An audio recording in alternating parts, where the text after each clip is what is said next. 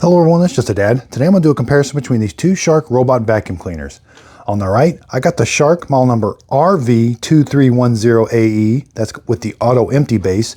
And on the left, this is the Shark Matrix model number RV2310 without auto empty. Both of these robots have LiDAR navigation. They can map your house very well. And then they both use the same Shark Clean app, and with that you can create no-go zones, you can divide your house up into different rooms, and you can do scheduled cleaning on your whole house or certain rooms of certain days. Now the auto empty one, it's going to vacuum your house, then it's going to come back, everything that it picks up in this dustbin right here, it's got this little door, and it's going to come back, dock itself, and then auto empty, there's another vacuum that kicks on in here, and everything's going to go into this dustbin. And then you're going to take this dustbin to the trash can, press that button, and everything comes out. It is bagless. That's a super nice feature.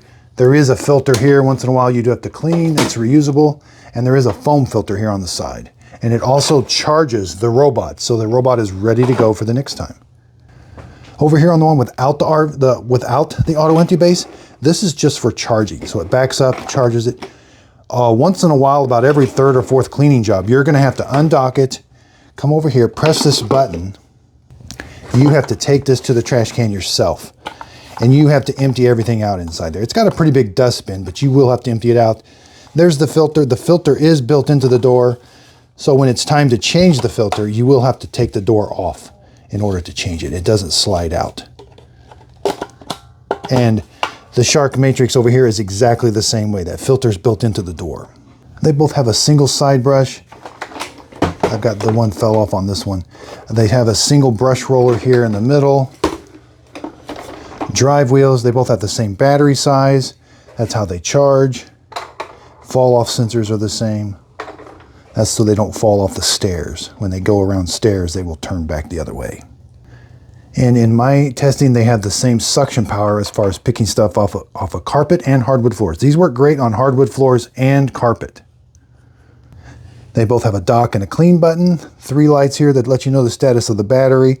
They have the bumper on the front, so if they do hit something, they will turn around and go the other way. If something's tall enough for the LiDAR to bounce off, it will avoid it. But if it's below the 4 inches, like if it's down pretty low, unless the bumper can touch it and activate, it's going to run it over. This sensor is more just a proximity sensor for around walls when it gets close. Same with this one here.